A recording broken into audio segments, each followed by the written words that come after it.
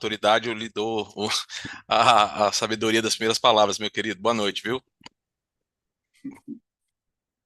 Eu quero saudar todos também com boa noite, mas eu sinceramente queria ouvir o Madison, mas eu quero ouvir a pergunta novamente, porque houve um delay e eu queria que Sim, fosse feita a pergunta novamente.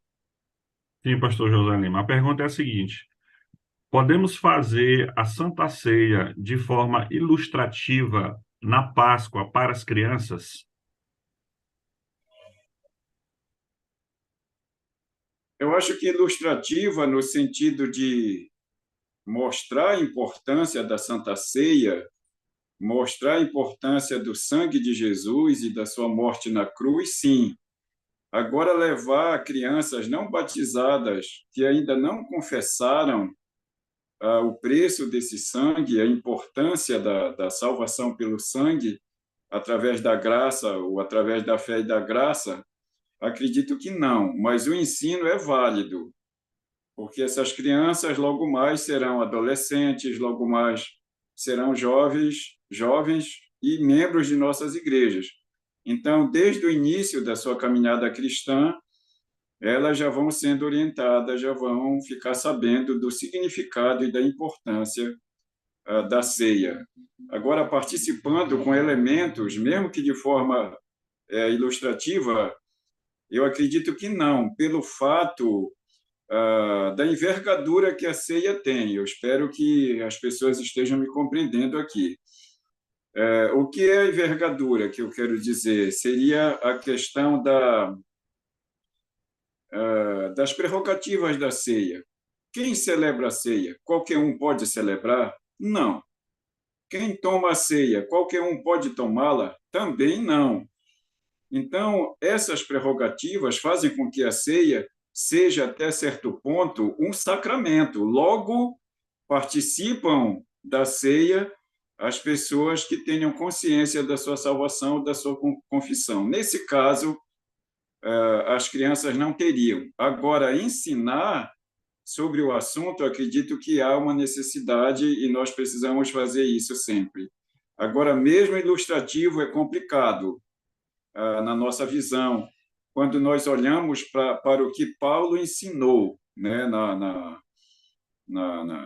em 1 Coríntios 11, ali de 23 em diante, né? E no próprio ensino de Jesus. Então, trazer as crianças para participarem dos elementos, eu não recomendaria. Não estou aqui digno de proibir, até porque a gente não tem documento nenhum selado sobre isso. Mas se você for olhar para a teologia, para o rito em si, ele não comporta que seja dado, ainda que de maneira ilustrativa, a crianças. Ou até mesmo a quem não é criança, quem ainda não confessou Jesus Cristo, quem ainda não creu, ainda não foi batizado, porque isso é um critério histórico, né, da igreja, né, de dar ceia para adultos e batizar também adultos. No nosso segmento, né? Pastor Polari e pastores demais aqui, muito bom estar com vocês nessa noite e espero que possamos contribuir para a nossa denominação. A ceia, ela é um símbolo de fé, de propriedade graciosa a todos os filhos da aliança, aqueles que foram alcançados pelo pacto da graça. E é essa apropriação em fé dos elementos significativos da ceia do Senhor, o pão e o vinho, que nos remetem visivelmente e espiritualmente ao sacrifício que foi feito em nosso favor. Portanto, a ceia sendo esse elemento, esse símbolo de fé, que é absorvido por aquele que crê e olha para aquela mensagem que é transmitida através daquele sacramento, ele então entende a mensagem da graça e participa da ceia pela fé, em gratidão e em esperança. Tanto é que os símbolos de fé da Reforma dizem que a ceia ela é para nós tanto um elemento de nutrição da nossa fé e da nossa esperança. São sacramentos que nutrem a nossa fé do sacrifício em nosso favor e a esperança do encontro com o nosso Senhor na glória para a eternidade. Dessa maneira, eu tento entender a ideia da ilustração que foi colocada na pergunta que o pastor Josué falou muito bem.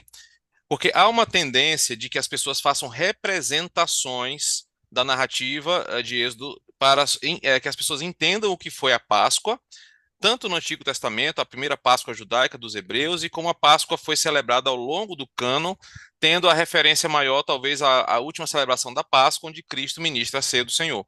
E aí, diante disso, as pessoas tendem a fazer essa encenação. E às vezes eu já vi igrejas que levam cordeiro assado, levam ervas amargas, pães sem fermento, e ao invés de ministrar a ceia com os elementos que são símbolos da nova aliança, eles fazem no dia do domingo de Páscoa uma celebração com os elementos veterotestamentários. Nesse ponto, está equivocada essa ideia de que os dois símbolos, aquele da libertação do Egito e o símbolo da nova aliança, são a mesma coisa. Devemos lembrar que na teologia da revelação, a mensagem passada pelos elementos ali no Êxodo, eles apontam para aquilo que seria imolado em favor do crente, o preço, o sabor da salvação e da libertação do povo. A ideia da purificação, da ausência do pecado, na perfeição desse sacrifício. O sangue da nova aliança, o símbolo da nova aliança, já representa o que foi feito em nosso favor. Então, diante disso, são elementos que apontam para a libertação, apontam para a salvação, mas são distintos em seu propósito. Por isso, eu acredito, concordando com o pastor Josué também, que a ilustração, representação não cabe num cenário litúrgico, pois o culto não é uma missa. A missa são elementos representativos celebrados por um clérigo que está apenas encenando novamente o sacrifício de Cristo ao longo da missa. Diferente do culto solene, que é a reunião dos santos em serviço de adoração ao Senhor, felizes e gratos pela graça que foi alcançada. Então, na minha visão também, concordando com o pastor Josué, essa ideia de representação no culto solene daquilo que foram os elementos da Páscoa não são cabíveis como símbolo de nossa gratidão por aquilo que foi feito em Jesus Cristo pela sua igreja. Eu quero, Certo? eu quero Sim. continuar encerrando o assunto aqui, que foi tocado pelo Madison muito bem, a questão do sacramento. Daí a minha tese, né? Por que a ceia chega a ser um sacramento? Talvez não tenhamos espaço aqui para discutir teologicamente. Eu nem vou colocar os termos gregos em respeito à audiência muito grande que nós estamos tendo de pessoas que não têm acesso a isso. Porém, o apóstolo Paulo chama ao raciocínio da fé, chama atenção. Ele diz que antes de comer o pão e tomar o vinho, o ser humano, qualquer homem ou mulher, ele precisa examinar-se a si mesmo. E uma vez fazendo o exame, ele pode comer do pão e beber do vinho. Logo, está implícito aí a ideia de sacramento, a ideia de algo que vai reforçar a nossa fé, que vai trazer, digamos assim, eu diria que dentro de uma comunhão conjunta com todos os santos e o cálice da nova aliança, o reforço da fé e da nossa confissão em Cristo Jesus. Então, obrigado. Gostei muito dessa explanação aí do meu mestre, Madison. Certo, pastor. Vamos para a segunda pergunta. Será direcionada aos pastores Aldo e Mário. A pergunta é a seguinte, foi enviada dos nossos irmãos. A Páscoa não é uma festa judaica, assim como o Pentecoste e tabernáculos. Por que celebrar uma e as outras não? E aí a pergunta continua. Afirmar que a Páscoa é a Santa Ceia não é perigoso? Qual é a base bíblica para tal afirmação?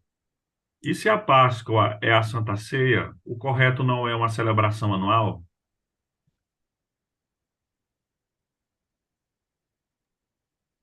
Boa noite, irmãos.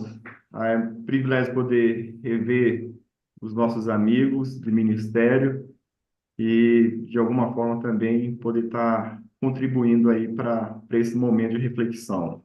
Eu vou seguir aqui o exemplo do humilde do pastor Madison e vou ouvir primeiramente aí o pastor Mário e em seguida eu faço as minhas considerações. Ai, ai. Boa noite, meus colegas, boa noite, meus amigos, né, pastor José Lima, nosso mestre, pastor Matos, pastor Aldo, pastor Polari e todos os nossos irmãos da ICEB e de outras denominações que nos acompanham neste momento, nessa live, né? É bom tê-los aqui. Então, eu também estou acompanhando aqui no Silencioso pelo YouTube, então, graças a Deus pela participação do nosso povo, né? Meus irmãos, vamos tentar, então, detalhar essa pergunta. De fato, no Antigo Testamento, a Páscoa, ela é uma festa judaica.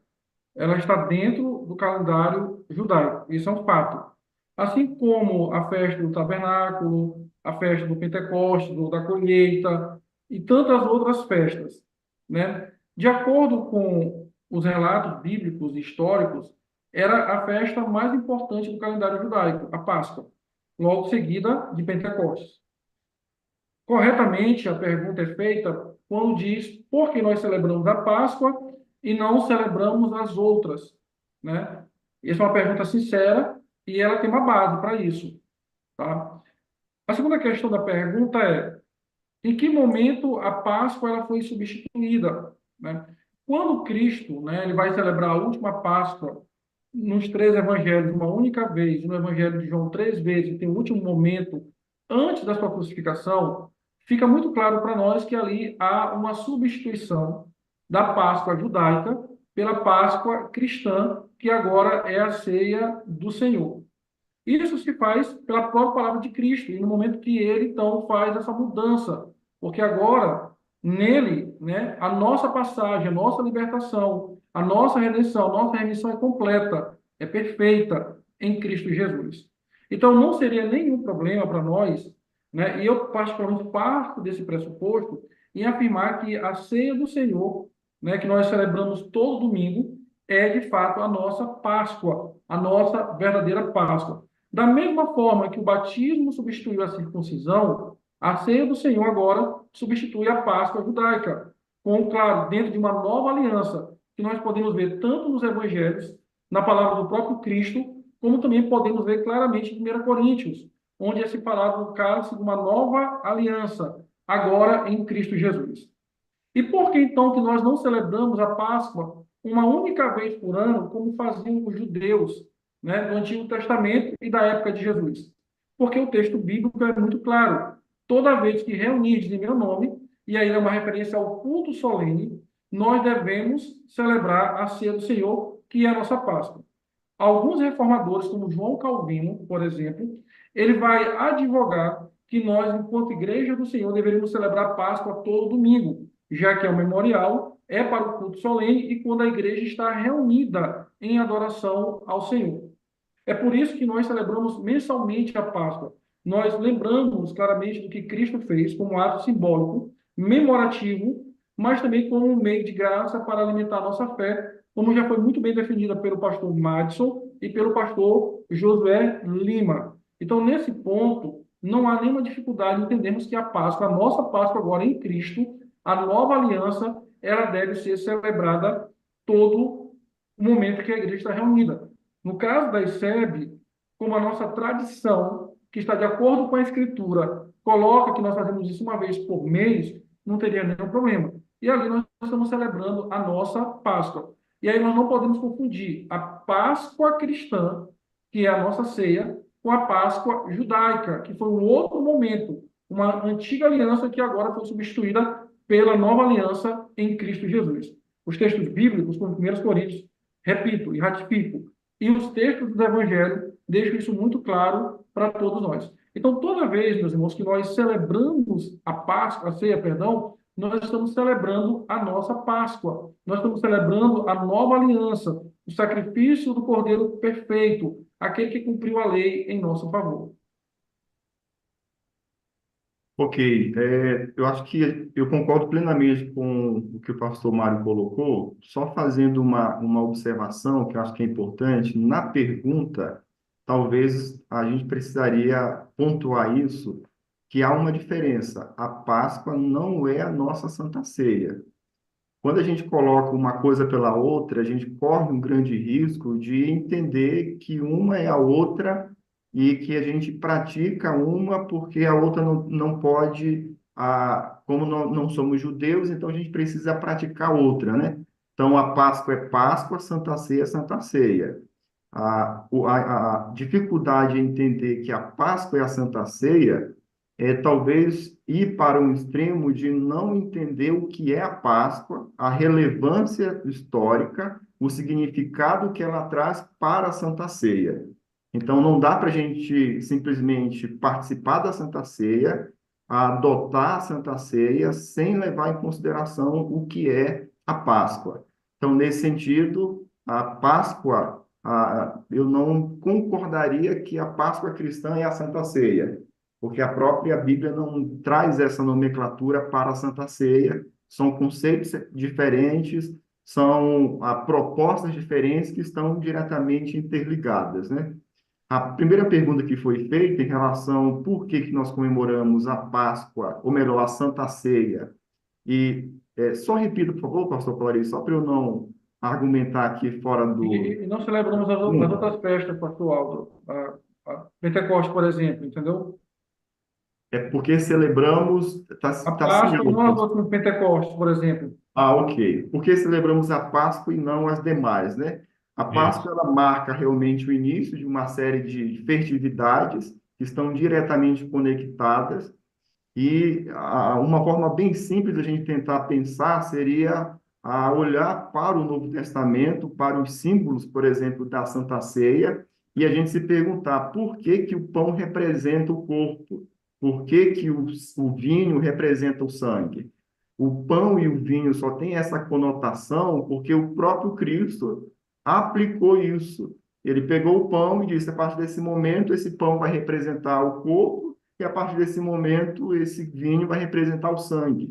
Ou seja, o que Jesus está fazendo é entender aquilo que foi programado no Antigo Testamento, uma festividade, que tem todo o objetivo no passado e que aponta para o futuro, e aí de forma muito clara ele mostra como que essa Páscoa se cumpre no Novo Testamento por meio da sua própria vida, da sua morte e ressurreição.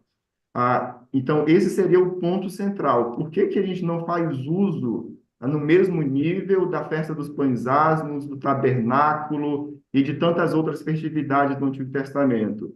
Porque os autores do Novo Testamento não aplicaram da mesma forma como Cristo aplicou a Páscoa no Novo Testamento.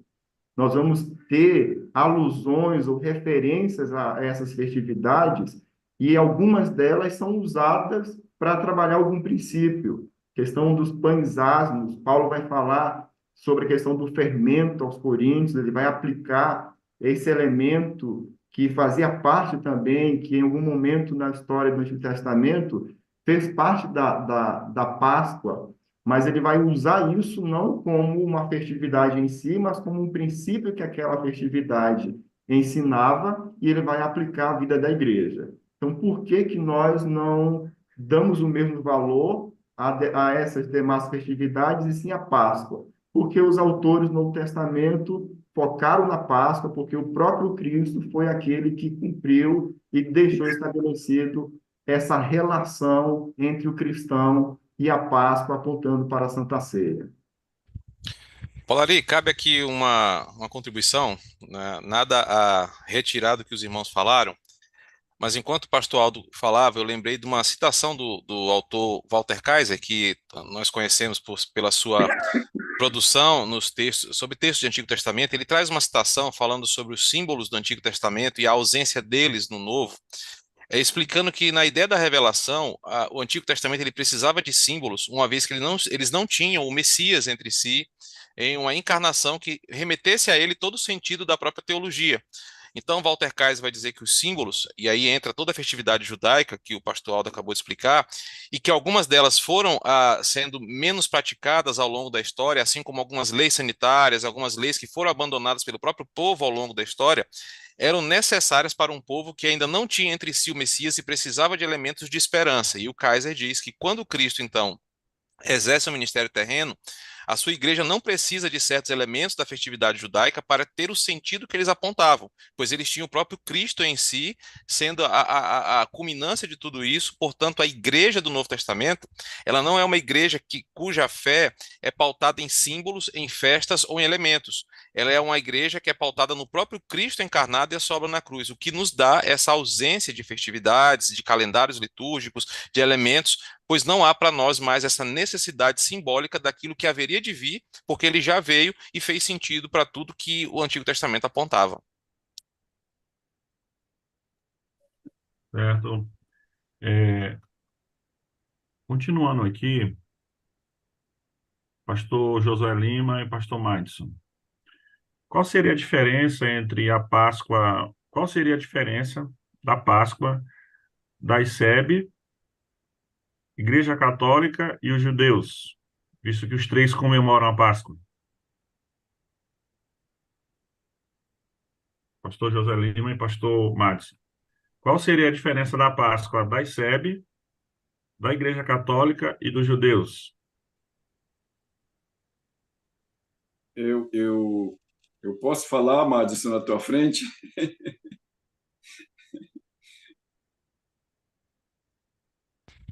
Pode falar, pastor, fique à vontade, me ensine, vai lá. É isso. Eu acho que, bem, eu vou começar. Primeiro, do judeu, né? Todos nós sabemos, os que estão aí também ligados, que a origem da Páscoa entre os judeus foi exatamente a morte dos primogênitos, no Egito, que foi configurada como a última praga e a última promessa de castigo que Deus deu ao Egito seria a morte dos primogênitos. E para os primogênitos judeus e as casas, tanto dos primogênitos quanto de outras famílias, fossem livres dessa praga do anjo da morte, então foi estabelecido aí a figura do cordeiro pascal, que seria um cordeiro ou um cabrito. Ambos deveriam ter cerca de um ano, eles deveriam ser reservado, preservado, a gente pode falar cevado, né, na nossa linguagem aqui dos criadores de gado, por 14 dias ou 15 dias, e no 14º dia ele seria imolado. Seria a tardezinha, sem sal, somente com ervas amargas e azedas, e aquela família iria se reunir em oração para comer aquele cordeiro. Mas antes o sangue era salpicado, né, aspargido nos umbrais das casas. E a família também poderia convidar uma outra família, dependendo do número, para se juntar a ela e comer. Eu não vou entrar nos detalhes, senão vou demorar muito. A ideia aí é salvar a casa da morte que tivesse o sinal do sangue do cordeiro ou do cabrito. Se você for olhar em Êxodo 12, né, a partir do início do texto, já está lá dizendo como seria feito isso aí. E aí os judeus celebram isso, o Moisés ensina que o povo deve celebrar uma vez por ano, e eu não sei se eu estou certo, mas a Páscoa ela dá abertura para as grandes festas. Ela começa a Páscoa, depois vem os tabernáculos, o Pentecoste, aí vem até a festa da luz, né, que já é uma festa que apareceu fora do Antigo Testamento, no estado intermediário, né, no período intertestamentário, devido à libertação do Simão, do Judas Macabeu, né, de Antíoco Epifânio, quando ele purifica o templo novamente e ali faz a festa da luz. Para a Igreja Católica começou fazendo a celebração da Páscoa igual nós no cristianismo, partindo do princípio que o apóstolo Pedro, o apóstolo Paulo, o apóstolo Tiago, todos os escritores do Novo Testamento fazem parte da Igreja primitiva. A coisa vai mudar de figura quando surge a figura do Papa Nicolau Magno, no século IX. E aí vai ter uma celebração diferente. Primeiro, não vai ser mais o alimento não será mais carne, nem de cordeiro, nem de cabrito, mas será peixe. E nem aves, carne de aves, será ovos. Então vai ter um bocado de implicações aí. E a Páscoa também para o católico ela é cercada de jejum, sendo que para o judeu não tinha o jejum. Ah, a missão, vamos dizer assim, era devorar o cabrito ou o cordeiro, né, naquela noite.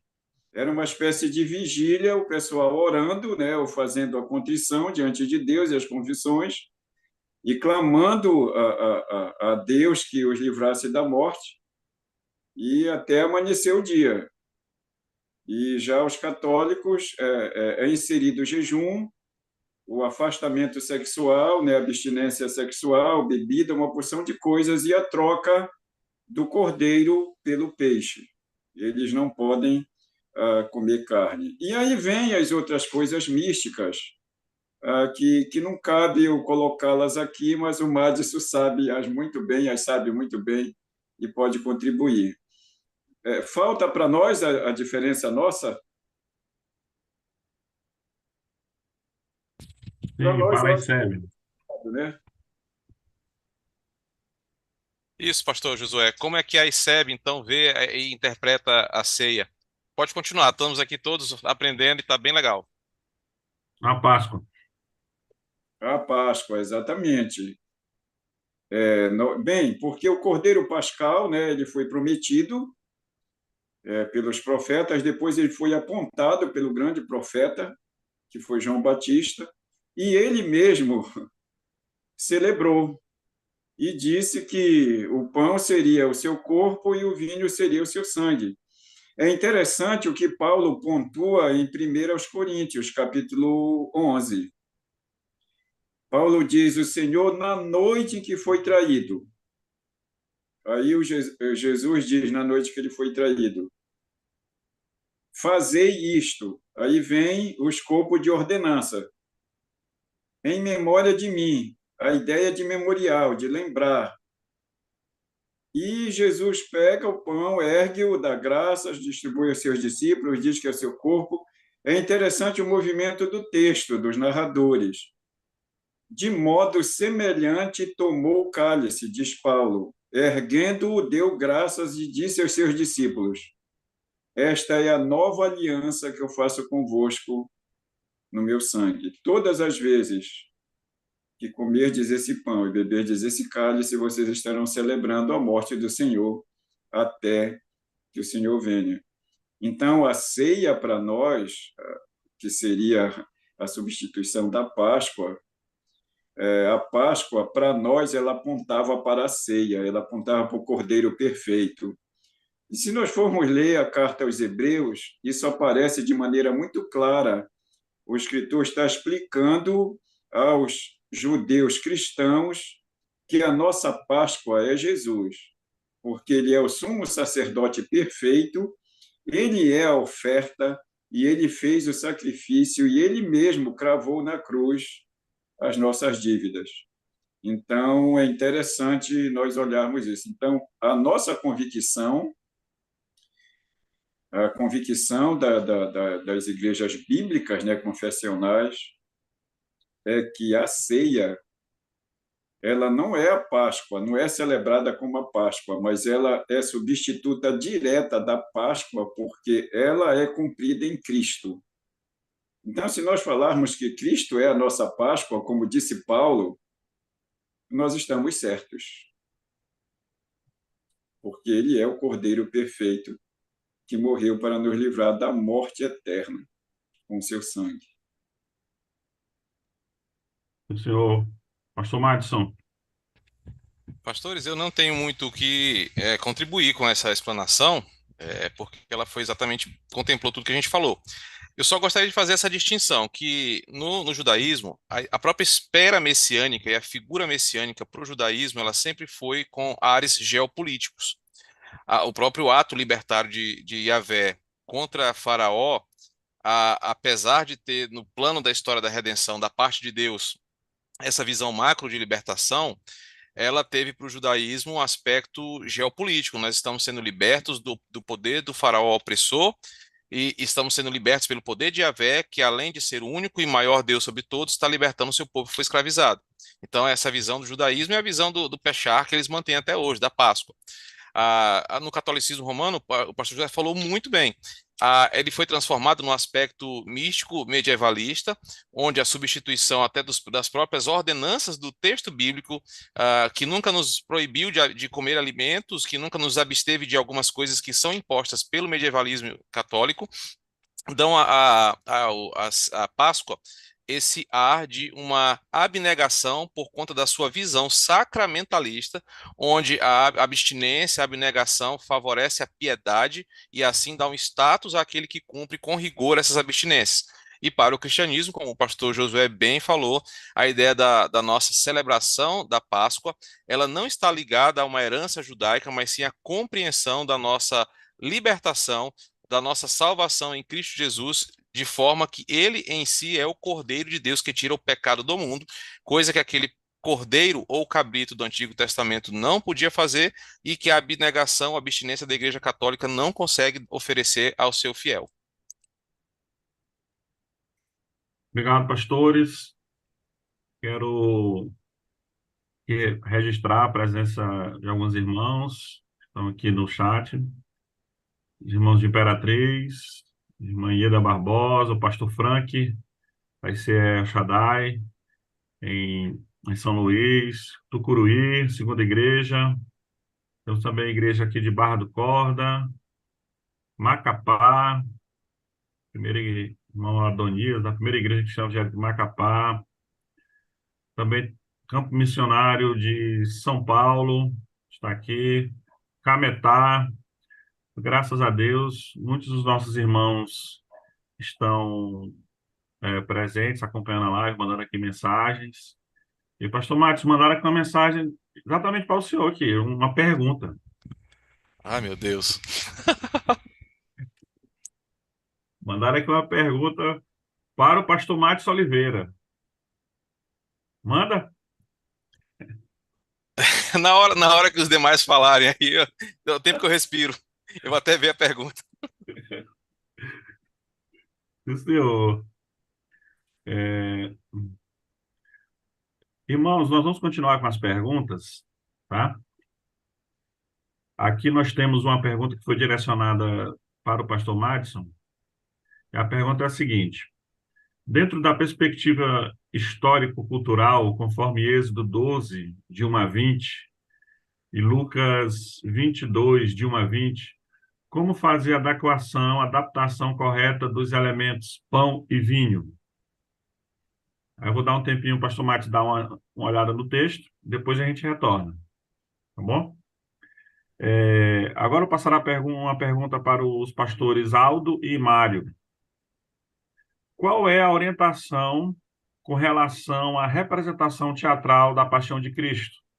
Acreditam que o fato de alguém interpretar Jesus, Satanás ou anjos seja pecado por representar seres acima do céu ou baixo da terra?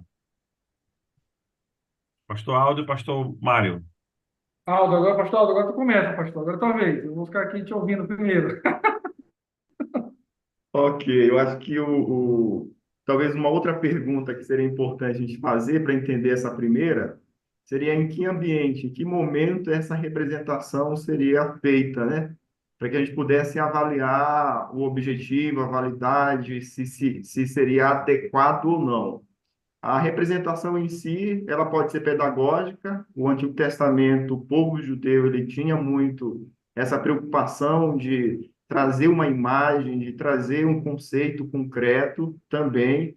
Então, isso ajudava no entendimento, isso facilitava a transmissão do conhecimento para as futuras gerações.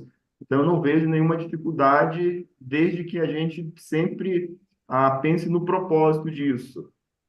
Se o objetivo é introduzir isso no culto, estabelecer como elemento do culto, é trazer um elemento com uma carga mística para para o culto público, aí sim eu acho que a gente perderia um pouco do foco e não seria adequado, né?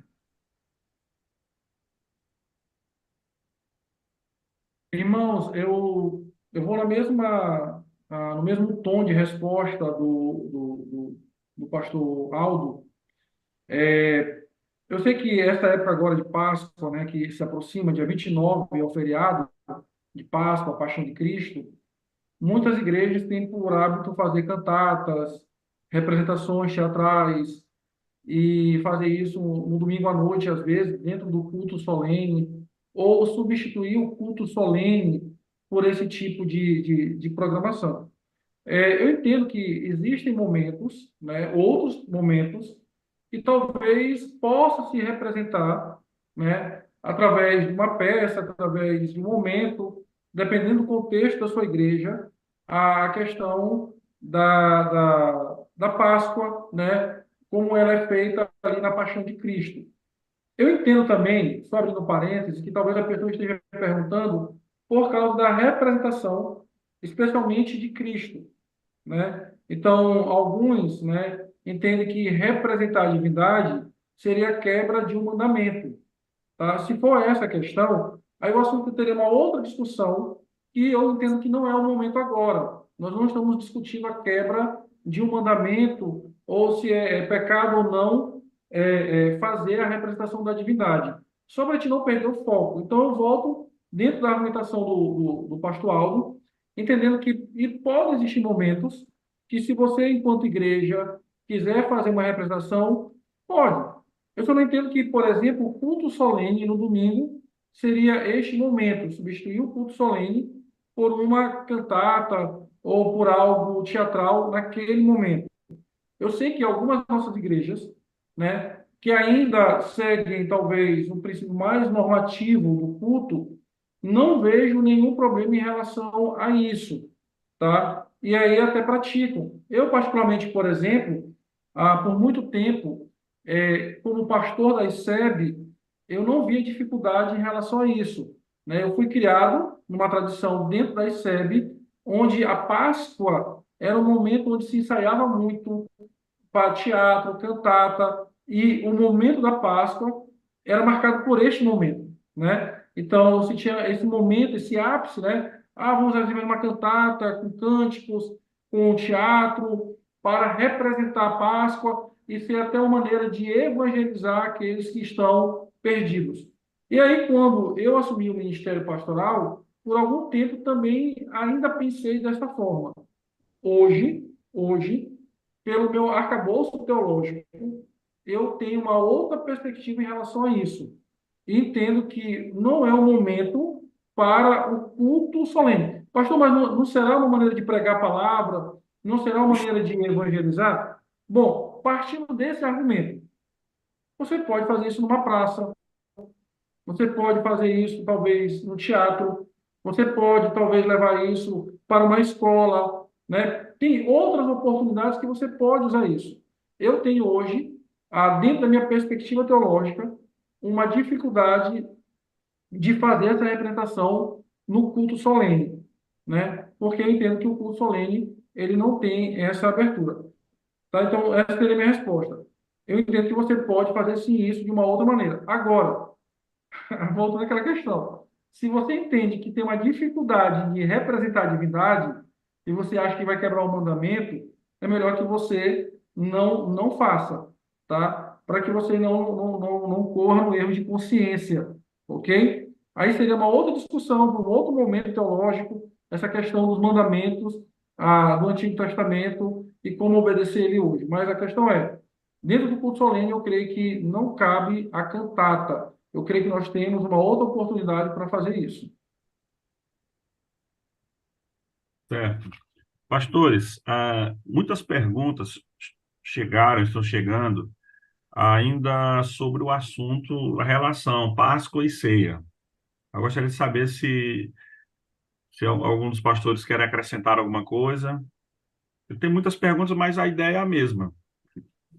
Quero compreender melhor essa relação, se existe a relação de Páscoa e ceia, se a ceia realmente substitui a Páscoa. Alguém quer acrescentar alguma coisa para deixar mais claro? Pastor Aldo, pastor José Lima e pastor Marcos, eu creio que todos nós seguimos na mesma linha, né? O pastor Aldo que fez uma diferença, talvez, da ideia de que existe a Páscoa do Antigo Testamento, se eu não estou enganado, ele pode corrigir, né? E a ceia, né? Mas todos nós entendemos que Cristo é a nossa Páscoa. Eu, pelo menos, entendi que é isso. E aí eu creio que os argumentos, pastor Polari, que já foram dados, são suficientes. Um detalhe muito claro para a gente, irmãos. Existe um termo chamado cultura imagética. O que é a cultura imagética? É quando a imagem fala mais alto do que a escritura. Então, como nós somos muito acostumados a ver a representação, né, da Páscoa, né, uma vez por ano, nós acabamos atribuindo a ideia de que existe um momento X da Páscoa, né, e talvez nós não conseguimos fazer o link com a questão da ceia do Senhor, sendo que Cristo é a nossa Páscoa, ok? Pastor Polari, e aproveitando já que foi feita uma pergunta sobre a ceia, pelo um dos nossos amigos que estão participando, a gente pode até talvez dar esse norte. É, de um tempo para cá, houve um movimento dentro da missiologia. Ele começa quando David Bosch escreve um livro chamado Missão Transformadora. Ele vem com a herança de um carinha chamado Johannes Blau, e a ideia que eles trazem é que o movimento missiológico ele não deve ser tão preso a estruturas históricas tradicionais que não consideram as realidades das comunidades que, naquele contexto, início do século XX, estavam explorando outros cantos do mundo que não tinham presença quase que nenhuma do cristianismo. Então, o David Bosch ele escreve um livro denso, um livro extenso, chamado Missão Transformadora.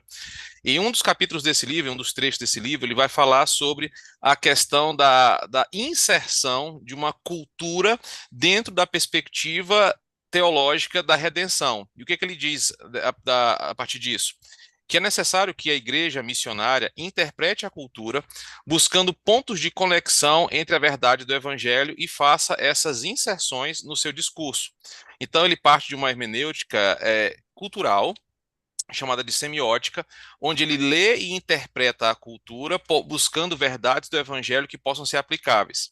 E durante muitos anos, a primeira metade do século XX, a missiologia ela se apropriou desse contexto hermenêutico para fazer algumas adaptações. E aí a pergunta do nosso querido irmão foi essa: em povos distantes, tribos ainda mais longínquas, que não possuem o elemento que na Bíblia, dentro da sua cultura, apontam como sendo os elementos significativos da ceia, que no caso é o pão e vinho. Posso fazer com beiju e café, pão de queijo e Coca-Cola, biscoito creme cracker e suco de laranja, ou alguma coisa que tenha a ver com a cultura? Eu tenho uma certa dificuldade com essa compreensão de buscar elementos da cultura que se pareçam com aquilo que a Bíblia explica como tendo uma referência direta aos princípios do Evangelho. Claro que essa minha palavra ela não pode ser fechada, porque tem muita gente que discorda do que eu falo, assim como tem muita gente que concorda com o que eu falo. Ronaldo Lidório é um desses cidadãos que defende a ideia de uma adaptação contextualizada, diferente do que o Timothy Keller fala sobre contextualização. Então, embora ambos olhem para o mesmo horizonte, eles têm visões diferentes sobre plantação de igreja e elementos. Diante disso, o que eu respondo para esse irmão que fez essa pergunta? Uma pergunta muito inteligente, uma pergunta sensata e difícil. O missionário, o plantador de igreja, ele, ao plantar um novo ponto onde a verdade do evangelho é pregada, ele deve se preocupar em apresentar a história da redenção textual, conforme ela foi revelada pelo Senhor e tudo aquilo que ela representa, sem buscar paralelos culturais que se assemelhem com essa verdade bíblica. Então, o pão é o pão, o vinho é vinho. Agora, em culturas onde não existe pão e nem vinho, eu acho que esse foi o contexto da pergunta, como um pregador, o ministro vai celebrar os sacramentos? Eu entendo que da mesma maneira como historicamente a igreja fez, buscando essa firmeza naquilo que a Bíblia diz. Portanto, pão é pão, vinho é vinho. Fazer essas adaptações contextuais, elas são perigosas porque elas abrem margem para outros elementos que podem trazer uma complicação para a própria mensagem do Evangelho. Então, nesse ponto, eu não não sou tão progressista a ponto de ceder essa mudança dos elementos para outros que pareçam com o mesmo fim, mas eu sei e respeito que tem muita gente que discorda da minha opinião e acha que não tem muito a ver. Até porque o argumento é sempre assim. Mas nós não usamos vinho, nós usamos suco de uva, né? Nós não usamos do jeito que a Bíblia fala. E aí as conversas vão longe, eu acho que perdem um pouco o foco desse nosso encontro aqui. E, pastor Polari, eu percebo que tem surgido há um bom tempo um novo tema para uma live, que é a questão da quebra do segundo mandamento. Principalmente porque existe uma confusão no meio dos grandes expoentes reformados do Brasil. Por exemplo, o pastor Paulo Júnior ele é radicalmente contra qualquer encenação, qualquer representação que apresente Cristo na televisão, nas cenas de teatro, no culto e tudo mais. Já outros falam, como por exemplo o Renato Vargens, fala que uma coisa é entender essas representações para adoração e outra coisa é de forma pedagógica. E aí a ESEB precisa então ter com clareza, que eu percebo que muita gente tem essa dúvida, qual é a nossa posição? O que que para nós, de acordo com a nossa confissão e que nós queremos, é a quebra desse mandamento? Pode ou não pode representar Cristo numa peça? Pode ou não pode assistir o The Chosen? Porque esses dias o The Chosen foi bombardeado não só porque é uma produção dos Mormons, mas porque fala de Jesus. Então, e aí, pode ou não pode? Eu acho que vale a pena, se a galera estiver aí na live concordar, dar uma pressão aí no departamento de mídia da ESEB para ser a nossa próxima live.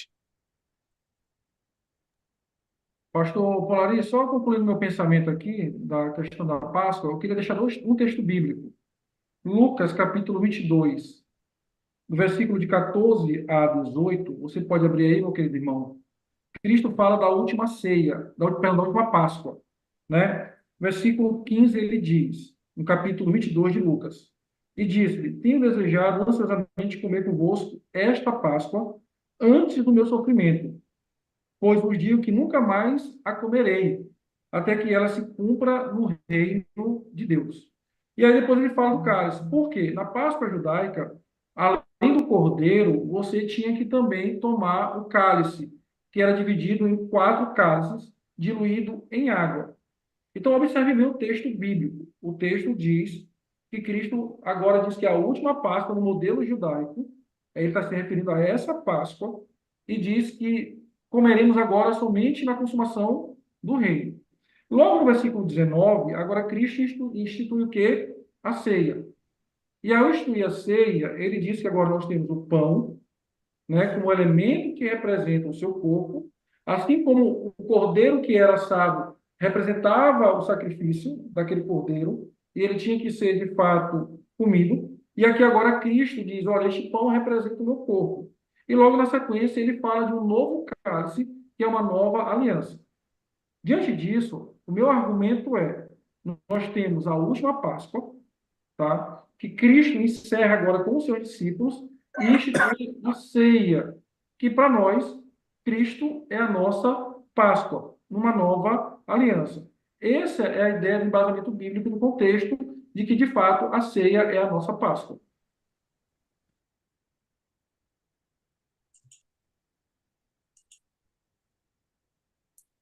Certo, pastores. Agora, pergunta para os pastores Aldo e José Lima. Pode comer carne vermelha na Sexta-feira Santa? Pode fazer churrasco? Eu vou ser Para direto, quem sair irmão. de portão, pode. Eu vou ser direto, irmãos. Pode sim. Nós podemos sim. Agora, eu queria aludir a uma coisa interessante. De repente, alguém pode se escandalizar você fazendo isso. De repente, na sua casa, só você é cristão, evangélico, né? Só você é confessional do cristianismo protestante, e você pode estar rodeado de católicos. Então, para não ofendê-los, eu acredito em não causar escândalo, aí você não deve provocar ninguém. Mas a origem da Páscoa é comer carne. Cordeiro e cabrito não são peixes, são carne. Então, não vejo problema nenhum. Pelo contrário, deve ser até celebrada uma festa com carne, né? E Tempere bem, porque nós estamos na nova aliança, né? Mas se quiser colocar algo amargo, coloque rúcula, vinagreira e eu não vejo problema nenhum, irmãos, tá? Porque a nossa celebração de Páscoa ela não é judaica, ela é praticamente uma data. E a nossa celebração ela está na ceia, porque Cristo é o nosso Cordeiro Pascal. Então, não vejo problema, não. Eu não vejo problema. Concordo plenamente com o pastor José Lima. Eu acho que o grande perigo, a tradição católica, ela está muito impregnada na nossa cultura. E se a gente perder de vista o símbolo do Cordeiro, que é o símbolo da Páscoa, aí a própria Santa Ceia ela não faz sentido. Então, esse elemento, essa carne que foi imolada, ela é essencial para o que a gente entende acerca do sacrifício, da morte de Cristo. Então, concordo que a gente deveria valorizar a carne do Cordeiro, como um símbolo que é central na nova aliança. Certo. Pastores Madison e Mário, quais seriam as suas orientações sobre a questão da a relação do chocolate com a Páscoa? Se cristãos podem dar de presente chocolate para seus familiares no período da Páscoa? O que que vocês acham? O que que vocês têm para orientar os nossos irmãos? Essa pergunta aqui chegou, alguns irmãos estão na dúvida. Muito bom. Quer começar, Mário? Tu que gosta de chocolate, tu gosta de chocolate mais do que eu. É verdade. Hoje já foram umas 2 barrinhas de chocolate já hoje. Pastor Aí. Marcos, comece aí. Queridos, essa pergunta parece, né? Pode falar, pastor Josué. Eu só queria intervir porque parece-me que pairou alguma dúvida, né, de que o apóstolo Paulo falou que Cristo é o nosso Cordeiro Pascal que foi imolado. Esse texto está em 1 aos Coríntios, capítulo 5, verso de 7 em diante. Ou de 5 até o verso 8, o apóstolo Paulo vai explicar, né? Então, daí a nossa ideia de que estamos certos, como a ICEB. Parabéns aí aos teólogos que têm elucidado aí esse assunto. Prossiga, meu irmão.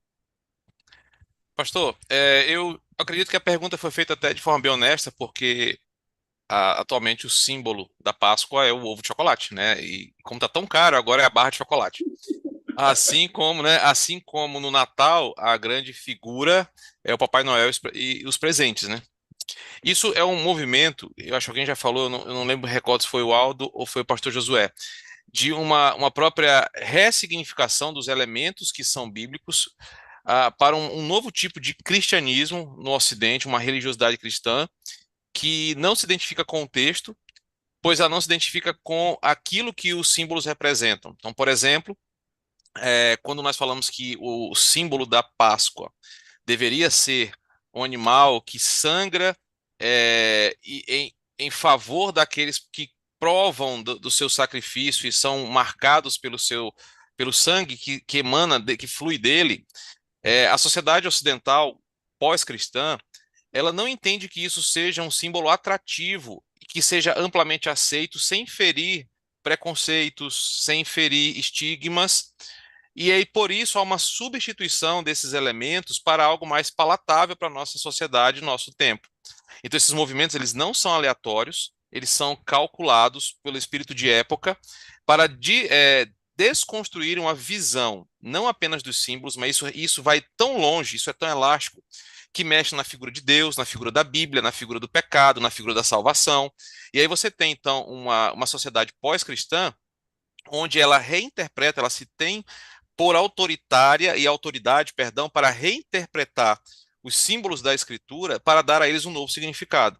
Então, a ideia de transformar a Páscoa em uma visão sacrificial para uma ideia de algo doce, pueril, dos ovos de Páscoa, do coelhinho, aquela coisa toda, é uma tentativa de uma era pós-cristã que tem se distanciado do poder da palavra, da centralidade da palavra, para dar outros significados que em nada se ligam à sua origem, tendo muito mais uma aproximação pagã.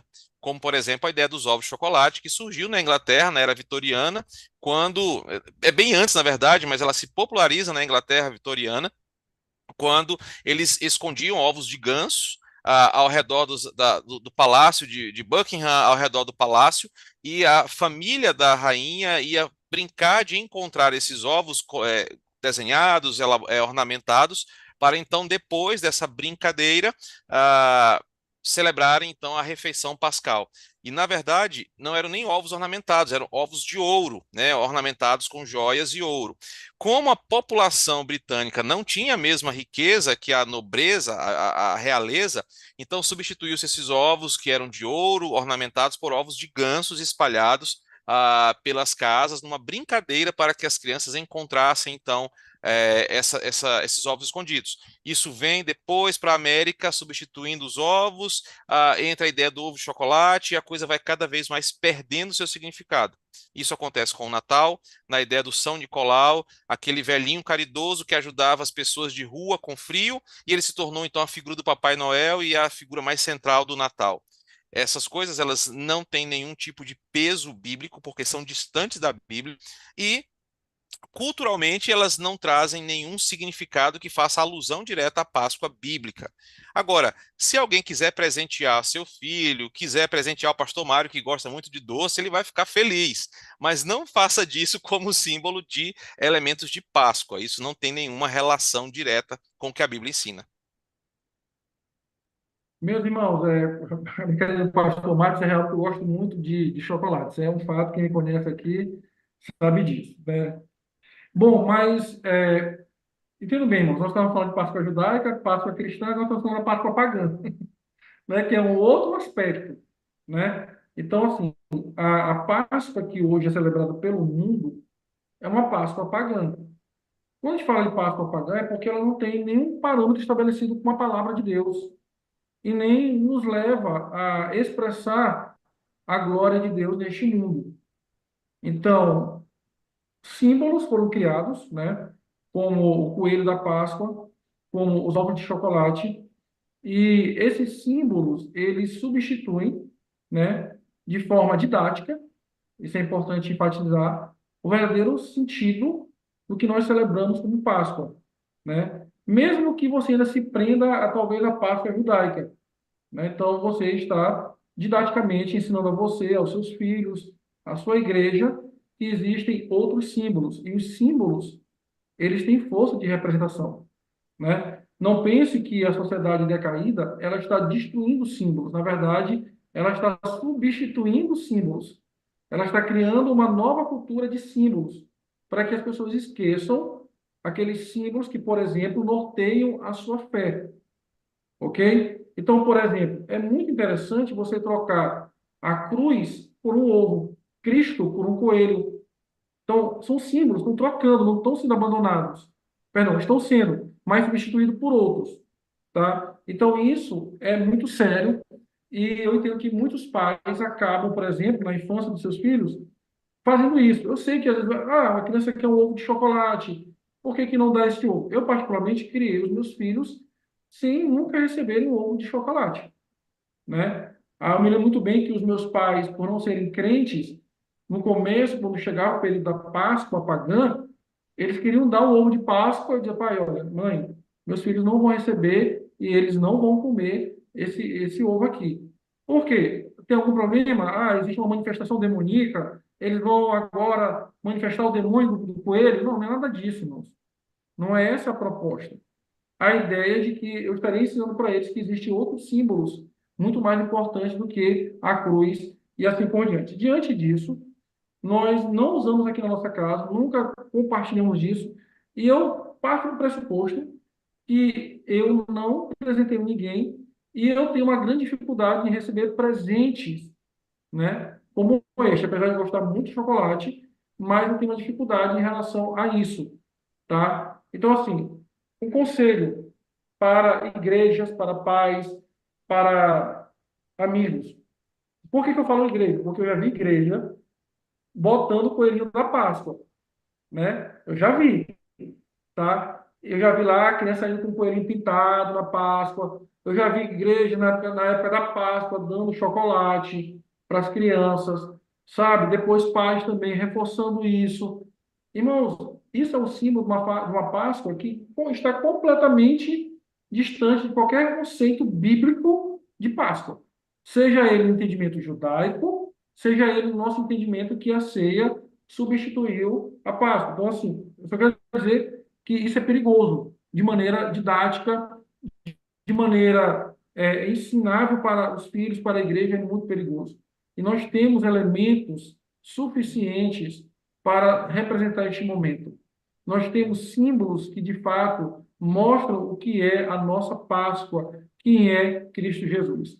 Então, assim, tome cuidado com isso. A minha recomendação a nível pastoral seria evite esse tipo de símbolo, né? Evite fazer um link com algo pagão, como o pastor Márcio me citou, relacionado ao Natal. Eu creio que é o mesmo cuidado que nós temos que ter com o momento da Páscoa.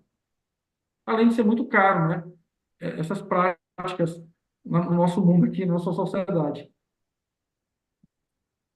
Obrigado, pastores. Temos aqui muitos irmãos participando da nossa live, mandando uma mensagem. Igreja Cátia, da primeira igreja de Joselândia. Aqui é Diane Marques, de João de Deus, da igreja de João de Deus. Vocês conhecem, né, Diane Marques? Pensa numa mulher bonita. Minha esposa.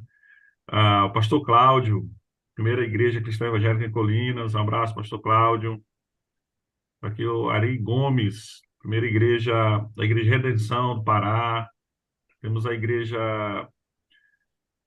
aqui também o seminarista Edson, um abraço. Nosso seminário, Seminário Cristão Evangélico do Norte. Assim, né, o seu reitor, né? Professores também, muito bem. Pastor João Duarte, em breves, primeira igreja cristã evangélica em breve. Estamos chegando aí, pastor João Duarte. Vamos comemorar aí mais um ano de vida da igreja, da ICEB, em breves. Toda a denominação está convidada. Pastor Roberto Manso, nosso presidente da região Centro-Sul, lá em Barra do Corda. Meus irmãos, temos aqui mais uma pergunta, pastores Aldo e Josué Lima. Podemos celebrar a Páscoa com culto ecumênico?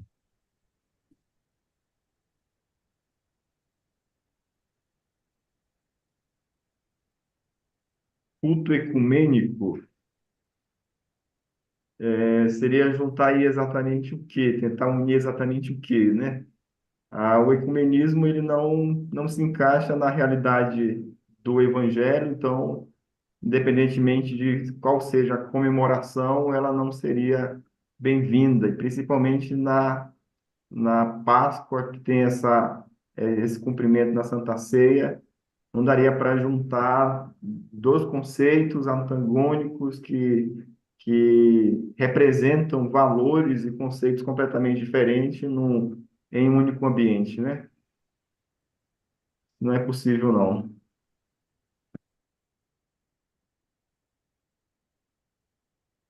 Pastor José Lima. Olha, a ideia de culto mesmo, de cultuar, né? Fazer uma reunião de adoração e louvor a Deus é complicado. Porém, eu vou contar minha experiência. Agora, eu já fui esquecido, mas até uns 6 anos, ah, as associações, né, do Tribunal de Contas do Estado do Pará, a Associação dos Juízes Federais, dos Médicos do Pará, e essas associações me convidavam para pregar. Agora, não era um culto, por assim dizer, mas era uma participação. Normalmente, nesses eventos, o último que eu participei foi há 4 anos, o da Beneficente Portuguesa, um hospital grande que temos aqui em Belém. Aí estavam lá várias ordens do cristianismo, né? Católicos, espíritas, tinha também lá um pessoal do candomblé. E na minha vez de pregar, eu usei a palavra de Deus e preguei. né? E no final, eu sentei na mesa, né, com eles. Eu preferi ir para a mesa que eles estavam, de outras confissões. Agora, fazer um movimento ecumênico, fazer um culto ecumênico, aí é complicado. Agora, eu acho que usar da oportunidade, pastor nenhum, evangelista nenhum, crente nenhum deve se negar de dar o testemunho. Porque, deixa eu falar uma coisa para vocês. Quando Paulo prega no panteão grego, em Atenas, ele não está lá para cultuar, mas lá tem profeta de tudo quanto é Deus ali. E provavelmente os profetas fizeram a sua peripatéia, né, que era de comum se fazer, os seus ensinos. E o apóstolo Paulo prega a palavra de Deus, apontando para o Deus desconhecido que foi revelado na Escritura e na pessoa de Jesus Cristo. Então, fazer o culto ecumênico, aí eu concordo com o Aldo, né?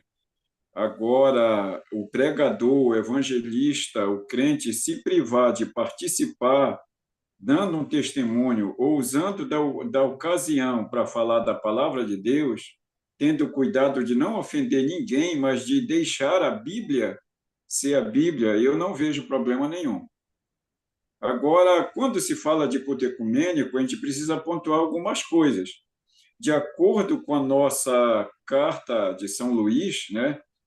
A Carta de São Luís, até com algumas denominações que são cristãs, que a gente sabe que são salvas, que creem na salvação, mas devido a terem concepções do batismo do Espírito Santo diferente da nossa, até essas pessoas a gente não deve participar de cultos, porque, a meu ver, está configurado aí o ecumenismo, né?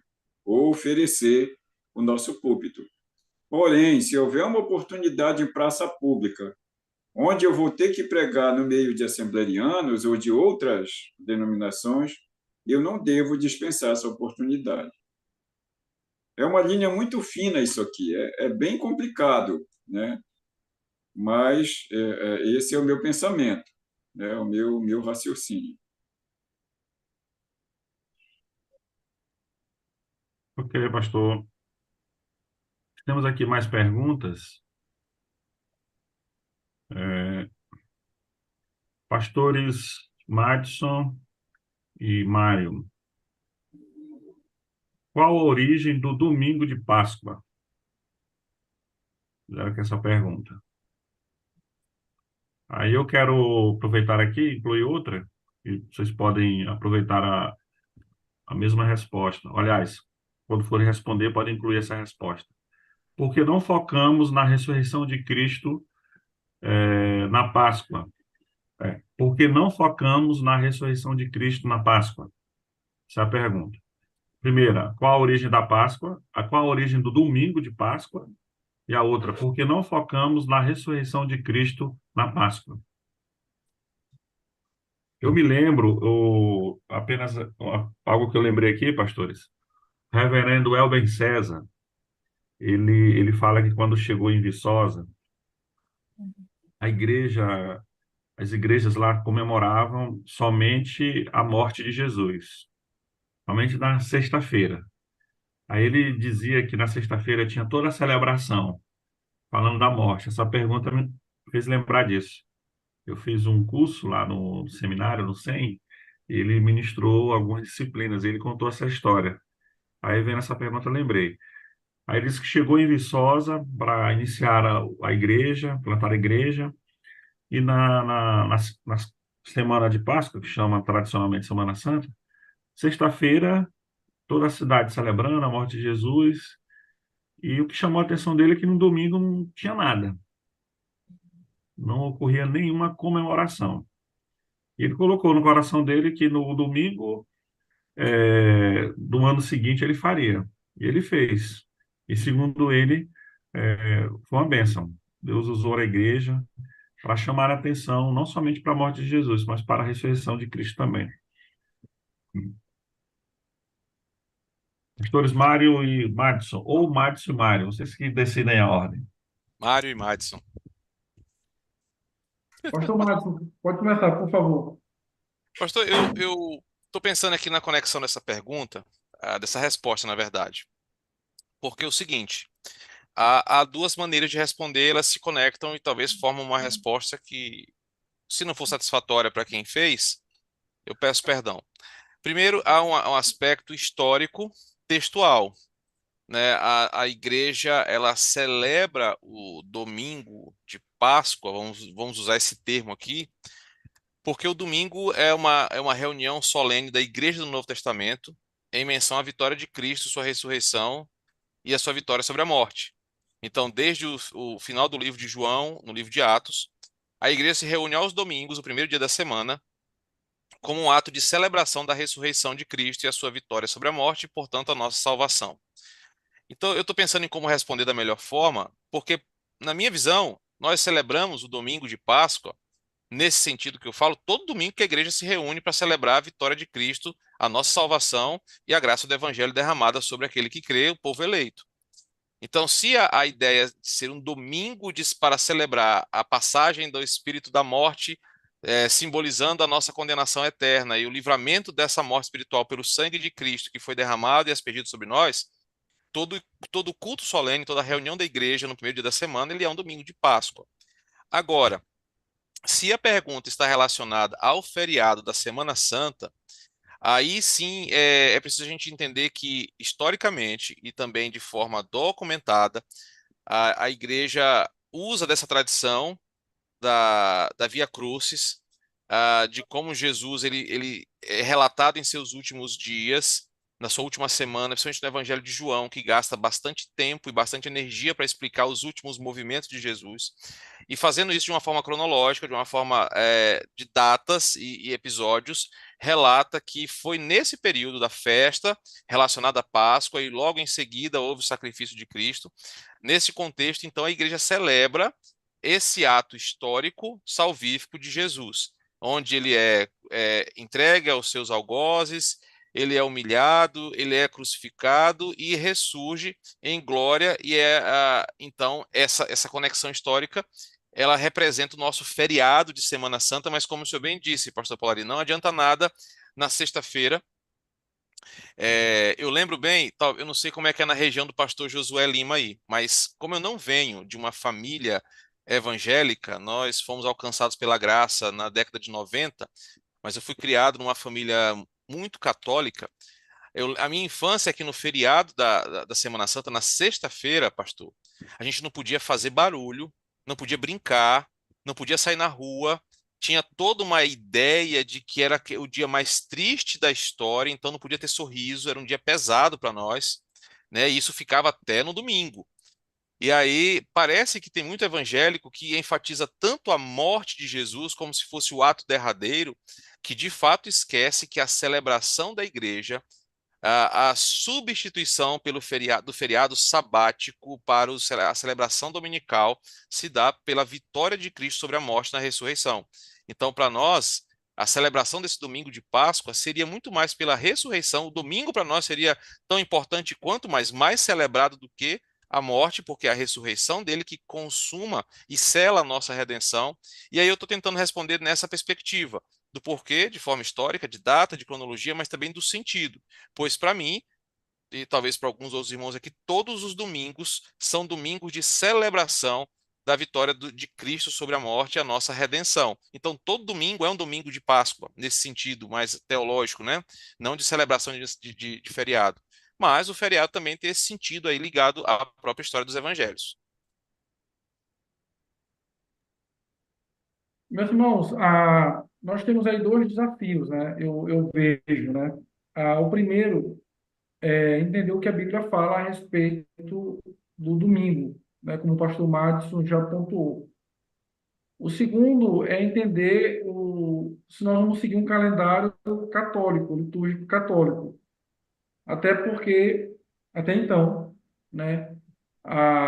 Aqui no Brasil, esse calendário de Páscoa, ele ainda é uma herança da Igreja Católica Apostólica Romana, esse calendário litúrgico. Então, é um ponto que a gente precisa refletir. Claro que na Europa e nos Estados Unidos existem igrejas reformadas que adotam um calendário litúrgico. Por exemplo, Abraham Kuyper, um grande reformador, ele defendia um calendário litúrgico, inclusive chegou até a defender a ideia de uma quaresma, tá? Ele como um grande teólogo e um grande reformador, né? Claro, pós-reforma. Mas isso não é fechado com todas as igrejas. Então, às vezes eu penso que nós podemos simplesmente estar seguindo um calendário litúrgico da Igreja Católica Romana. Talvez, pergunta seria, tá, a gente celebra o domingo de Páscoa nesse calendário, por que não celebrar o domingo de Ramos? Né? Não sei se você, por exemplo, na sua cidade, vê os católicos saindo com aqueles ramos no domingo que antecede o domingo da ressurreição, porque é um momento litúrgico também para eles, onde o Messias é recebido gritando-se Hosana nas alturas. E logo no outro domingo, se eu não estou enganado, celebra-se o domingo de Páscoa, no calendário católico. Por isso, eu faço a opção, e estou defendendo isso desde o início, que todo domingo que nós celebramos a ceia, nós celebramos a ressurreição do nosso Senhor. O texto, 1 Coríntios capítulo 11, versículo 23, diz que nós celebramos a morte do Senhor até que ele venha. E por que que ele vem? Porque ele ressuscitou. Essa é a certeza que nós temos. Então, a ceia do Senhor, apesar de celebrar de maneira festiva a morte do nosso Salvador, que nos substituiu, também ela aponta para a sua ressurreição, quando afirma que esse que morreu, ele ressuscitou e ele voltará para buscar a sua igreja. Agora, se nós entendemos que devemos obedecer um calendário litúrgico e celebrar o domingo de Páscoa, né, seguindo o rito da Quaresma, por exemplo, eu recomendo que os irmãos façam uma pesquisa no modelo reformado, né, do ano litúrgico, para não ser levado por um ano litúrgico da Igreja Católica Apostólica Romana. Ok? Obrigado, meus pastores. Vamos aqui, irmão. Eu queria dar uma contribuição. Pastor José Lima, antes que o senhor fale, porque acho que a fala dos pastores aí levantou aqui uma dúvida. Se não se pode comemorar a morte de Jesus na Sexta-feira Santa. Só fala do Mário, ele que responda. Irmãos, é que eu estou falando para vocês, nós já temos um símbolo de fé, um meio de graça que nos traz tudo isso todo mês, a morte e a ressurreição do nosso Senhor. Nós temos a ceia, tá? Então, assim, por que nos prender a exatamente uma data, tá? Entendo bem, entendo bem. Eu não tenho dificuldade nenhuma com o calendário litúrgico, se a igreja estabelecer, né? Como eu falei para vocês, não só a igreja católica, mas igrejas frutos da reforma protestante também tem um calendário litúrgico. Por exemplo, se você for conversar com um anglicano ou com tantos outros, aquela bata que eles usam com aquele, né, aquele que chama de cachecol para a gente, lá cada um deles representa um período litúrgico, que é dividido em 4 períodos, se eu não estou enganado. Então, eles seguem o ano litúrgico, ok? Mas eu entendo que nós já temos aquilo que representa a morte e a ressurreição de Cristo. A ceia nos traz isso todo mês, para nós que somos cristãos evangélicos. Porque, necessariamente, temos que nos prender a uma data? Essa é a pergunta. Certo. Meu pastor, mestre José Lima, deseja falar? Sim, é com relação a celebrar o domingo, né, que seria o dia da Páscoa, né? E há uma alusão, né, no Evangelho de Lucas com relação às mulheres que vão ao túmulo no domingo, né, amanhecendo domingo.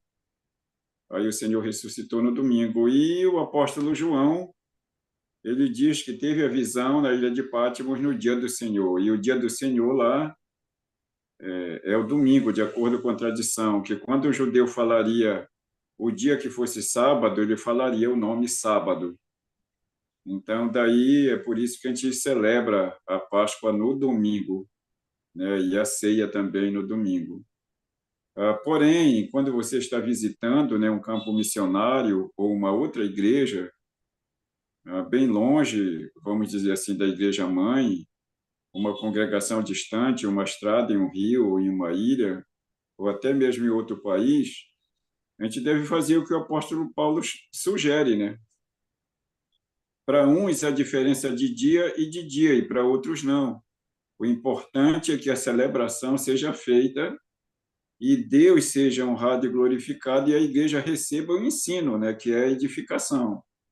E se tiver alguém que não conheça a verdade ainda, passe a conhecê-la através, vamos dizer assim, daquele rito, né?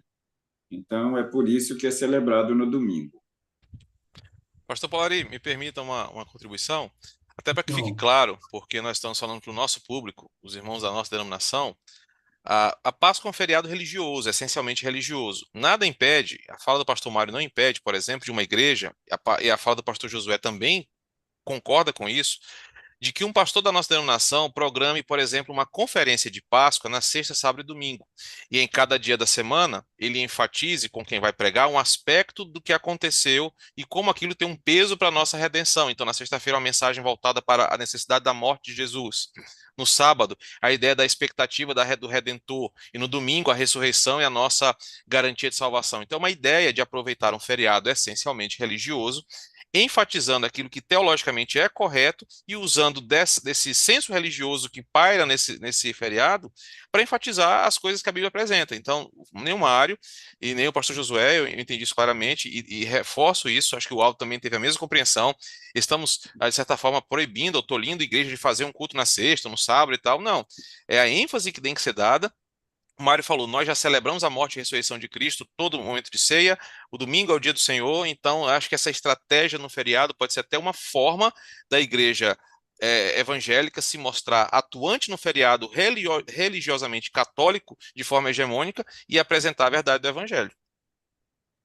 Só uma pequena observação, pastor. A pergunta inicial, ela colocou a preocupação de que a gente enfatiza muito a morte e não a ressurreição, né? Eu acho que um ponto que a gente talvez negligencia mais é a ascensão de Cristo, que está dentro dessa exaltação. Então, a gente quase que nem comenta, ou não discute, ou não celebra também esse momento, que é um momento tão relevante quanto a ressurreição, que faz parte da exaltação de Cristo. Ótimo, pastor. Estamos aqui, muitos irmãos estão nos acompanhando, Deus seja louvado. Os irmãos aqui de Tefé, o Francisco Santos, irmã Maria Rúbia de Parintins. Minha sogra. Muito Minha sogra. bem. Minha sogra. Tá aí, ó, assistindo a gente. Um abraço, minha sogra. Josiane Oliveira, de Belém. Temos aqui Ivan França, de Redenção, Pará. Deus seja louvado pela vida dos nossos queridos irmãos, irmã Nádia, de Imperatriz, Primeira Igreja de Imperatriz.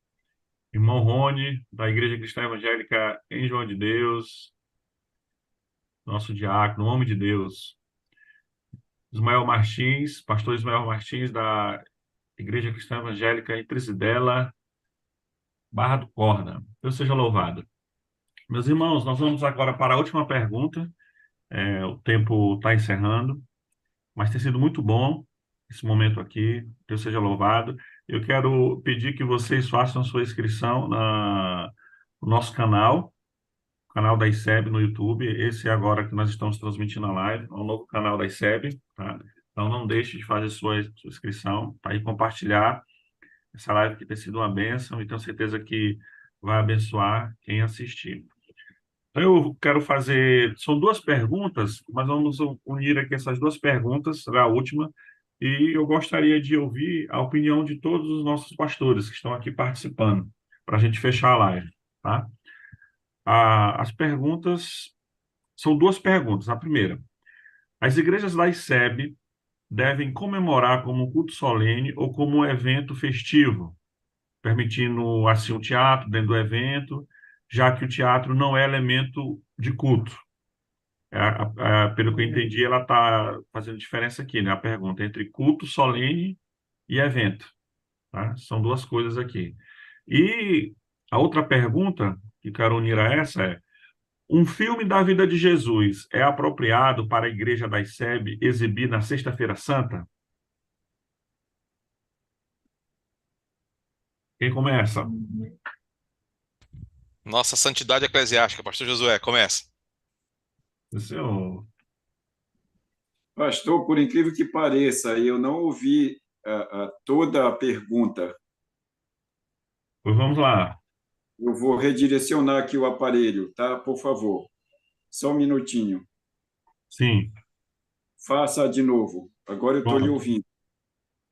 A primeira pergunta é: as igrejas da ICEB devem comemorar como um culto solene ou como um evento festivo a Páscoa? Aí ele pergunta aqui se é permitido teatro dentro do evento, já que o teatro não é um elemento do culto, tá? Ele está fazendo aqui a diferença entre evento e culto. E a outra pergunta é: um filme da vida de Jesus é apropriado para a igreja da ICEB exibir na Sexta-feira Santa? Certo. Vamos primeiro pelo filme. Se o filme for de origem protestante, acredito que é uma boa pedida. Dependendo do ambiente, do momento, da campanha, do convite que a igreja vai fazer e da estratégia. Pode ser apresentado até numa escola, e não somente na semana da Páscoa, mas no mês da Páscoa, no semestre da Páscoa. As pessoas tendem a querer saber, querer ver a respeito desse tema. Com relação ao culto, né, a apresentação de teatro no culto, isso aí é muito difícil da gente definir, pelo menos eu não teria aqui, digamos assim, eu não ficaria em paz dizendo que é certo ou errado. Porém, eu acho que nós precisamos evitar certas apresentações que podem muito bem ofuscar o personagem da mensagem, que é o próprio Cristo. Porque, veja bem, às vezes, numa peça, lá um outro ator daqui e dali, de repente, pode fazer uma graça, isso pode acontecer, e, de repente, tira-se o foco da mensagem. Talvez um monólogo, alguma coisa desse tipo seria mais importante do que o próprio teatro. Porém, se nós vamos convidar pessoas, vamos imaginar que na nossa igreja nós temos um grupo de professores. Nós temos uma diretora em um colégio e lá o pessoal mesmo cobra que isso pode acontecer. Professora, diretora, se a sua igreja fizer alguma programação, você pode nos convidar, nós queremos assistir.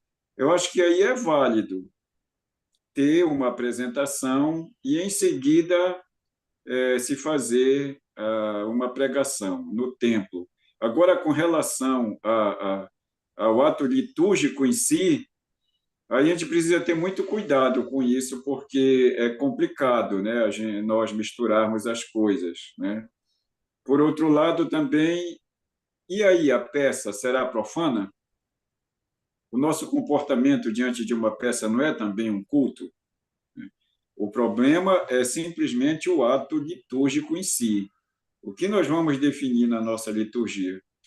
Mas de fazer uma coisa, ora sim, uma coisa, ora não, não vejo cada uma por vez, eu não vejo problema nenhum. Eu não vejo problema nenhum. Inclusive, a minha igreja, eu não quero aqui expor a igreja, mas a gente tem feito, por exemplo, as apresentações e, em seguida, com a mensagem, dando aplicações exatamente por conta da audiência, que não é toda a igreja. E eu tenho feito também pregações sequenciais, eu e as pessoas que pregam juntamente comigo na Semana da Páscoa, enfatizando na sexta-feira a paixão de Cristo, né, no sábado, aguardando, né, a nossa viva esperança na sua ressurreição, e no domingo, a sua ressurreição e ascensão, e a obra, digamos assim, feita por completa de nos salvar e do Senhor mesmo vencer a morte. Então, é muito complicado isso, irmãos, mas se nós soubermos separar as duas coisas, eu, sinceramente, não vejo problema nenhum. Eu concordo plenamente com o pastor Josué. Eu acho que essa é uma data muito importante, não só para o povo de Deus, mas principalmente para que a gente possa alcançar o perdido. Então, mesmo que haja talvez uma expectativa, uma compreensão errada do que é ou do que vai se encontrar na igreja, eu acho que essa é uma oportunidade para a gente tentar atrair essas pessoas para a igreja, que talvez seja aí uma única oportunidade no ano que elas estão reflexivas ou propensas a aceitarem um convite. E eu concordo plenamente que se utilizar de meios artísticos com essa preocupação que foi colocada pelo pastor, isso é válido para que a gente consiga, de fato, tornar o evangelho claro, compreensível e conseguir aplicar isso, tendo todo o cuidado para que o culto não se torne, o ato ali não se torne uma adoração a homens, não se torne algo que venha trazer escândalo, que venha focar em qualquer outra coisa, senão, de fato, a mensagem central do Evangelho. Mas uma programação bem elaborada, onde cada parte está conectada com o objetivo de apresentar Cristo, concordo plenamente que é válido nesse momento, sim, para a igreja. Faço minhas as palavras dos meus irmãos e dou o exemplo da ECE Quatrac. Nós celebramos uma cantata e deixamos bem claro, o pessoal da igreja sabe que não é um culto, é uma cantata, onde o nosso coral ele ensaia e prepara toda uma programação de cantata, onde o incentivo é o convite a não crentes, o convite a pessoas que não conhecem o evangelho para participarem deste evento. E é uma cantata de Páscoa, e no meio da cantata sempre tem uma pausa estratégica para a pregação do evangelho que dá sentido cristológico a tudo que está acontecendo ali. Mas nós separamos bem as coisas, não é um culto, é uma cantata de Páscoa, aí como um evento utilizado pela igreja em seu espaço de reunião para evangelização, para falar da mensagem do evangelho, do verdadeiro sentido da Páscoa, e isso tem sido muito produtivo para nós, feita essa distinção a partir de um ensino consistente sobre a teologia do culto. Então as pessoas fazem bem essa distinção e eu sou totalmente favorável a isso que nós estamos falando aqui, concordo totalmente com os meus irmãos. Já que o pastor Madison fez propaganda da ICE, eu vou também usar esse momento aqui para fazer propaganda nossa. A gente tem uma liturgia de culto solene, a gente segue um padrão. Nesses momentos, a gente traz essa abordagem diferente com objetivo evangelístico.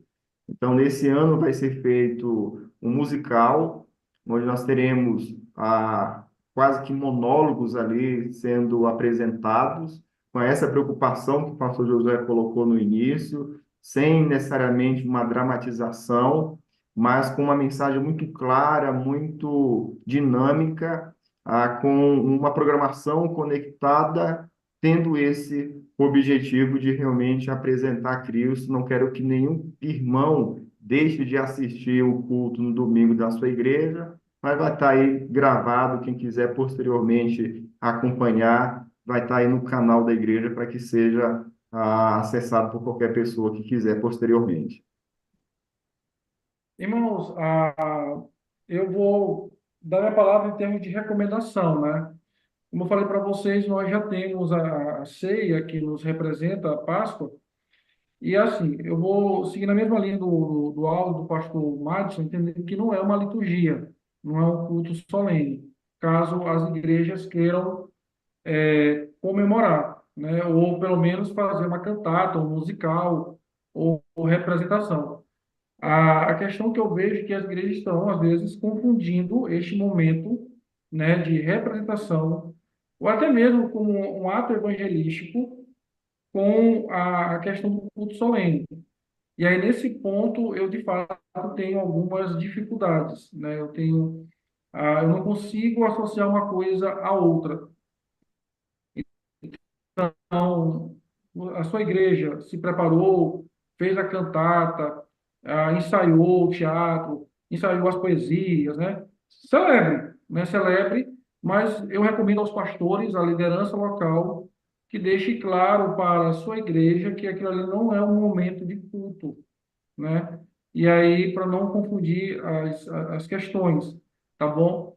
E entendendo que existe um momento litúrgico, que é o momento de culto, de adoração, tá? Porque eu entendo que certas práticas, por mais que elas sejam ocasionais, elas não fazem parte da liturgia do culto, ok?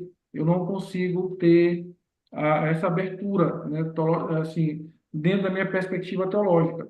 E aí, eu recomendo que faça isso. Vai fazer teatro, vai celebrar de maneira representativa, faça, mas deixando claro que aquele momento ali não é necessariamente o culto solene que nós temos no domingo, tá bom? Deixar essa distinção bem clara para o nosso povo, tá bom? E aí mantemos de fato o que a Bíblia prescreve em relação ao culto cristão, né? E aí eu talvez, pastor Polari, talvez se a gente celebrasse a ceia do Senhor, né, de maneira muito mais enfática, né, no sentido de que de fato anuncia a morte e a ressurreição de Cristo, talvez todo mês nós teríamos essa necessidade evangelística também suprida, né, porque os descrentes estariam vendo o que nós estamos celebrando naquele momento e aquilo ali seria de fato a mensagem bíblica para que eles entendam qual é o verdadeiro sentido da Páscoa. Ok, Deus seja louvado. Meus irmãos, queremos agradecer, estamos encerrando mais uma live.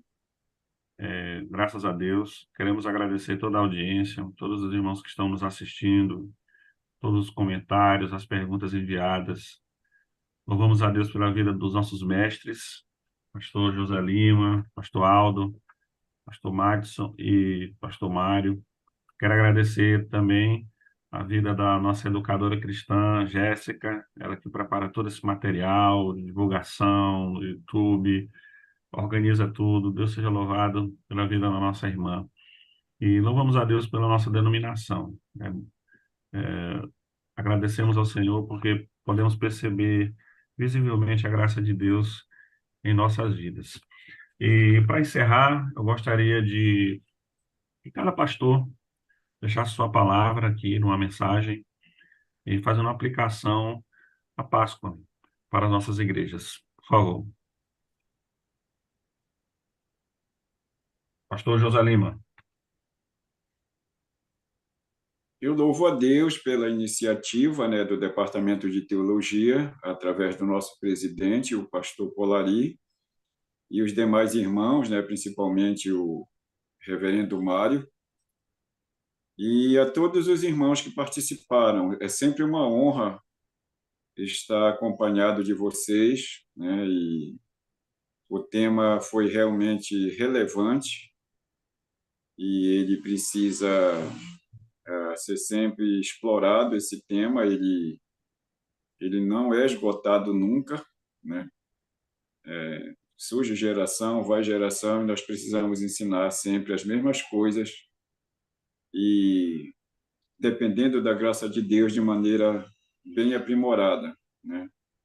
Então, eu agradeço o convite e agradeço também a fala dos irmãos, nossos colegas, todos os irmãos e amigos que nos assistiram, e a nossa igreja, a primeira igreja cristã evangélica do Pará, da Aclimação, que o pessoal também está aí em sintonia, toda a minha família, e o Seminário Cristão Evangélico da Amazônia, né? Os alunos também aí estão assistindo. Que Deus seja louvado no meio de tudo isso. Estamos aqui para servir, viu, presidente? Disponha de nós, na medida do possível, podemos ajudar e ser ajudados. Agradeço a inteligência, a sapiência de todos os participantes. Eu sempre aprendo com vocês e muita coisa, aprendo mesmo, de coração. Mário.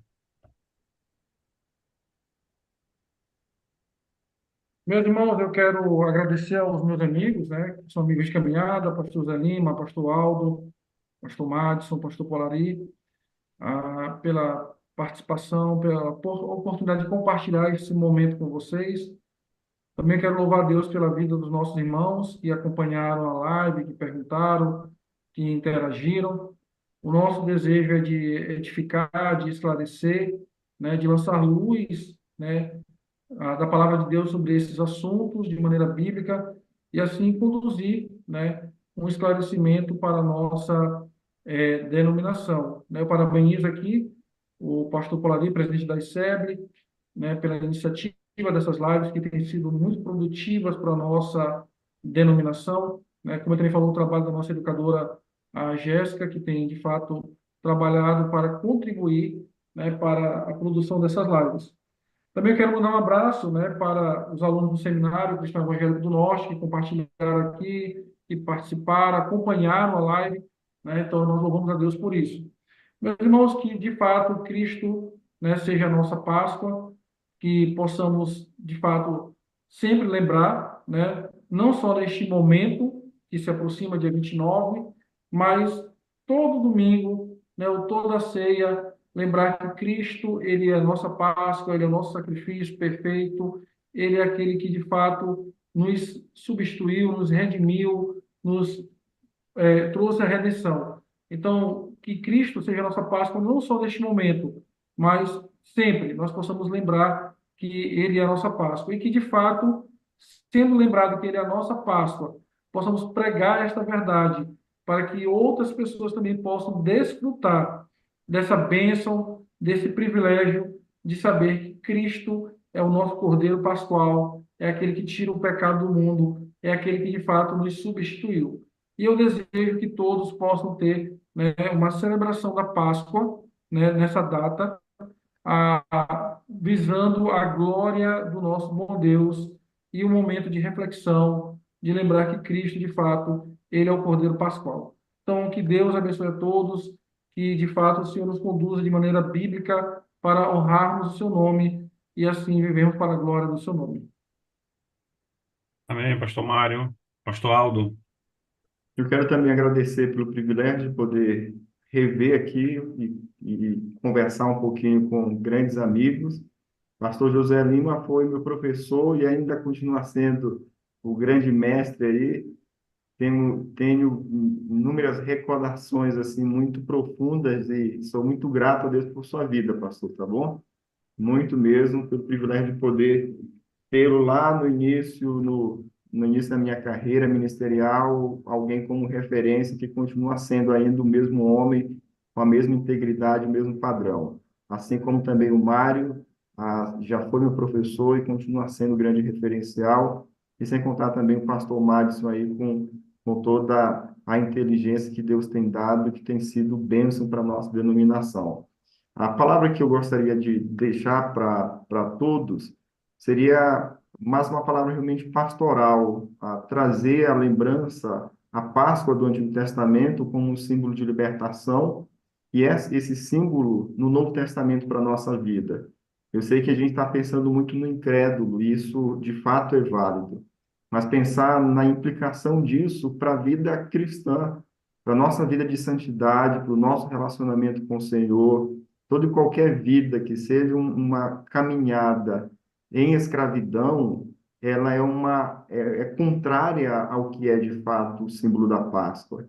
Então, que cada um possa olhar para a sua própria vida, para a sua luta contra o pecado e saber que por mais que aparentemente a vitória será sempre da carne, sempre dos desejos, sempre da nossa natureza pecaminosa, que talvez seja a sensação daqueles que vivem esse ciclo pecaminoso e não conseguem sair dele, a gente precisa trazer à memória que um cordeiro já foi morto, ele já está junto ao Pai, nós já somos vitoriosos, fomos libertos pelo sangue desse cordeiro e temos condições suficientes para poder viver de maneira que glorifique o seu santo nome. Então, que a Páscoa traga esperança ao coração de todos aqueles que de alguma forma estão lutando aí contra os seus próprios desejos e pecados, sabendo que em Cristo nós temos o suficiente para poder viver de maneira que glorifique o Senhor.